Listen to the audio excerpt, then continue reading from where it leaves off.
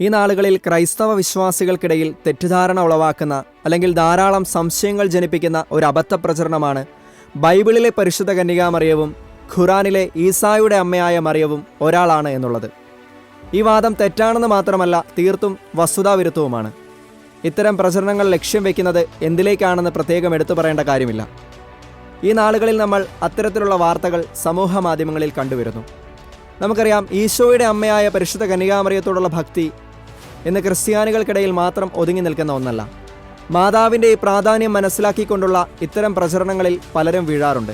മറിയത്തിന് ബൈബിളിലുള്ളതിനേക്കാൾ പ്രാധാന്യമാണ് തങ്ങളുടെ മതഗ്രന്ഥം നൽകുന്നതെന്നും അവർക്കൊപ്പം ചേർന്നതുകൊണ്ട് മറിയത്തോടുള്ള ഭക്തിക്ക് തടസ്സങ്ങളൊന്നും വരികയില്ലെന്ന് പറഞ്ഞ് തെറ്റിദ്ധാരണ ഉളവാക്കുകയാണ് ഇത്തരം വാദങ്ങളുടെ ലക്ഷ്യം.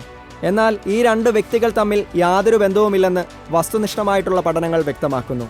ക്രിസ്തീയ പാരമ്പര്യവും വിശ്വാസവും അനുസരിച്ച് പാലസ്തീനയിലെ നസ്രത്ത് എന്ന പട്ടണത്തിൽ യഹൂദരായ ജോവാക്കിം അന്ന വൃദ്ധ ദമ്പതികൾക്ക് തങ്ങളുടെ വാർദ്ധക്യത്തിൽ ദൈവം നൽകിയ സമ്മാനമാണ് ഏകമകളായ മറിയം.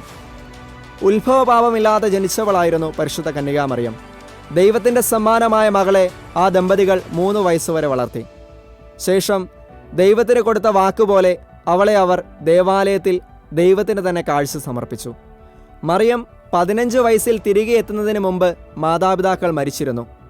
പൂർവ്വകാലം മുതൽക്കേ ദൈവം നമ്മുടെ പിതാക്കന്മാർക്ക് രക്ഷകനായ മിശിഹായെക്കുറിച്ച് നൽകിയിരുന്ന വാഗ്ദാനങ്ങൾ പൂർത്തിയാക്കുന്നതിൻ്റെ ഭാഗമായി ദൈവം മനുഷ്യനാകുന്നു എന്ന മംഗളവാർത്ത മറിയത്തെ അറിയിക്കുന്നതിനും ഈ മനുഷ്യാവതാരത്തിൽ അവളുടെ സഹകരണം ആരായുന്നതിനുമായി ഗബ്രിയേൽ ദൂതനെ ദൈവം അവളുടെ പക്കലേക്ക് അയച്ചു. ഇതാ കർത്താവിൻ്റെ ദാസി, നിന്റെ വചനം പോലെ എന്നിൽ ഭവിക്കട്ടെ എന്ന് പറഞ്ഞ് മറിയം സമ്മതമറിയിച്ചപ്പോൾ പരിശുദ്ധാത്മാവ് അവളിൽ ആവസിക്കുകയും ദൈവത്തിൻ്റെ വചനം അവളിൽ മനുഷ്യരൂപമെടുക്കുകയും ചെയ്തു. പരിശുദ്ധ മറിയം ഒരു അനാഥയായിരുന്നില്ല.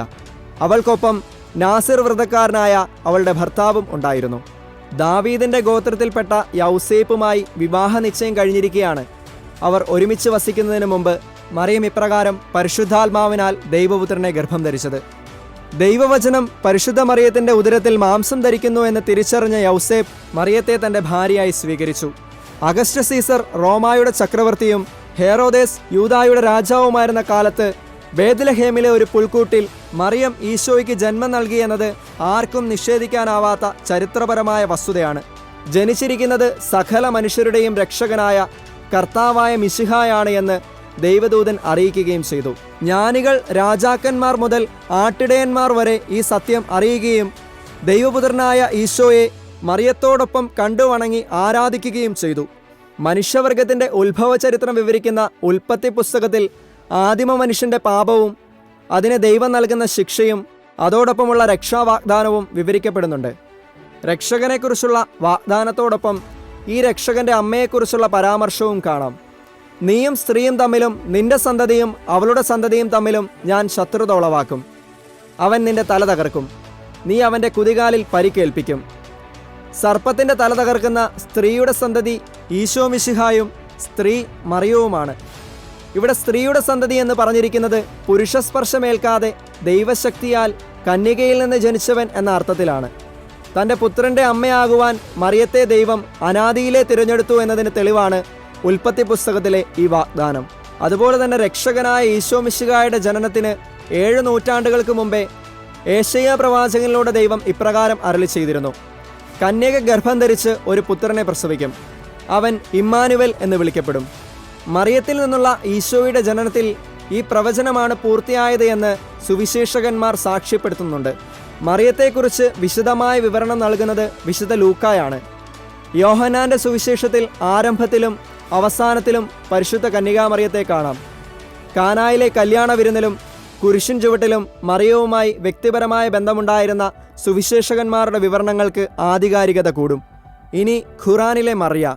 ആലു ഇമ്രാൻ എന്ന പേരോടുകൂടിയ ഖുറാൻ്റെ 3-ാമത്തെ അധ്യായത്തിലാണ് മറിയയെക്കുറിച്ചുള്ള ആദ്യ പരാമർശം കാണുന്നത്. ഇമ്രാൻ്റെ മകളും ഹാറൂൻ്റെയും മൂസയുടെയും സഹോദരിയുമാണ് ഈസായുടെ അമ്മയായ മറിയ. ഖുറാൻ പഴയ നിയമത്തിലെ അഹറോൻ്റെയും മോശയുടെയും സഹോദരിയായ മിറിയാമിനെ ഈസായുടെ അമ്മയായി അവതരിപ്പിക്കുന്നു.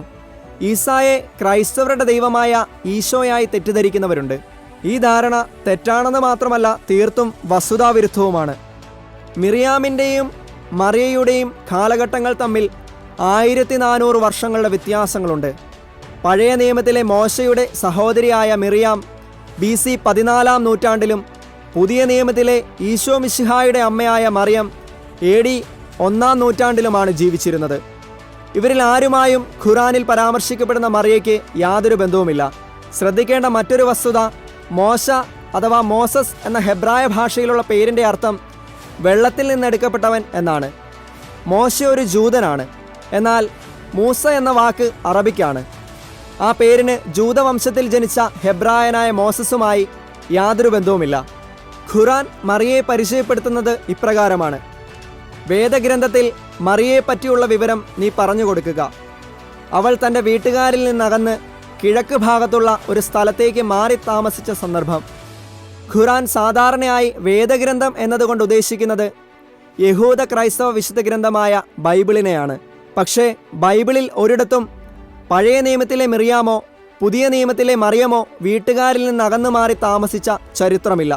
ഖുറാൻ തുടരുന്നു: എന്നിട്ട് അവർ കാണാതിരിക്കാൻ അവളൊരു മറയുണ്ടാക്കി. അപ്പോൾ നമ്മുടെ ആത്മാവിനെ നാം അവളുടെ അടുത്തേക്ക് നിയോഗിച്ചു. അങ്ങനെ അദ്ദേഹം അവളുടെ മുമ്പിൽ തികഞ്ഞ മനുഷ്യരൂപത്തിൽ പ്രത്യക്ഷപ്പെട്ടു. അവൾ ഗർഭം ധരിച്ചതിനെക്കുറിച്ച് മറ്റൊരു ഭാഗത്ത് ഇപ്രകാരം കാണുന്നു: അപ്പോൾ നമ്മുടെ ആത്മചൈതന്യത്തിൽ നിന്ന് നാം അതിൽ ഗുഹ്യസ്ഥാനത്ത് ഊതുകയുണ്ടായി. നിരാശപ്പെട്ടും വിലപിച്ചും കഴിഞ്ഞ മറിയ അറേബ്യയിലെ ഏതോ ഈന്തപ്പനയുടെ ചുവട്ടിലാണ് പ്രസവിച്ചത്. ഈന്തപ്പന കുലുക്കി ലഭിച്ച പഴം കഴിച്ചാണ് വിശപ്പടക്കിയത്. എന്നാൽ ബൈബിളിലെ പരിശുദ്ധ കന്യാമറിയമെന്ന യൂത സ്ത്രീ ദൈവപുത്രന് ജന്മം നൽകിയത് യൂദയായിലെ ബെത്ലഹേമിലെ ഒരു കാലിത്തൊഴുത്തിലായിരുന്നു. മറിയത്തെയും കുഞ്ഞിനെയും സംരക്ഷിക്കാൻ അവളുടെ നിർമ്മല ഭർത്താവായ യൗസേപ്പ് എന്ന ജൂതനുമുണ്ടായിരുന്നു. ഇതെല്ലാം AD 1-ാം നൂറ്റാണ്ടിൽ ഈശോയുടെ സമകാലികരും സന്തത സഹചാരികളുമായ സുവിശേഷകർ ബൈബിളിൽ രേഖപ്പെടുത്തിയിരിക്കുന്നു. ഈശോ മിശിഹ കുരിശിൽ മരിച്ച് ഉയർത്തെഴുന്നേറ്റ് 600 വർഷങ്ങൾക്ക് ശേഷം എഴുതപ്പെട്ട ഖുറാനിൽ മറിയ ഭർത്താവില്ലാത്ത ഒരു കുഞ്ഞിന് ജന്മം നൽകിയ സംഭവത്തെ അവളുടെ ദുർനടപടിയുടെ ഭാഗമായുണ്ടായ ആക്ഷേപകരമായ ഒരു കാര്യമായാണ് അവളുടെ സ്വന്തക്കാർ കണ്ടത്. ബൈബിളിലെ മറിയവും ഖുറാനിലെ മറിയയും തികച്ചും വ്യത്യസ്തരാണ് എന്ന് ഇതിൽ നിന്ന് വ്യക്തമാണ്. ലോകമെമ്പാടുമുള്ള ക്രൈസ്തവർ വണങ്ങുന്ന ബൈബിളിലെ പരിശുദ്ധ കന്യകാമറിയത്തെ ഇങ്ങനെ ചിത്രീകരിക്കുന്നത് വഴി പരിശുദ്ധ മറിയത്തിൻ്റെ ദൈവമാതൃത്വവും ലോകരക്ഷകനായ ഈശോയുടെ ദൈവത്വവും നിഷേധിക്കപ്പെടുകയാണ് എന്നതിൽ തർക്കമില്ല. ദൈവത്തിന് സ്തുതി.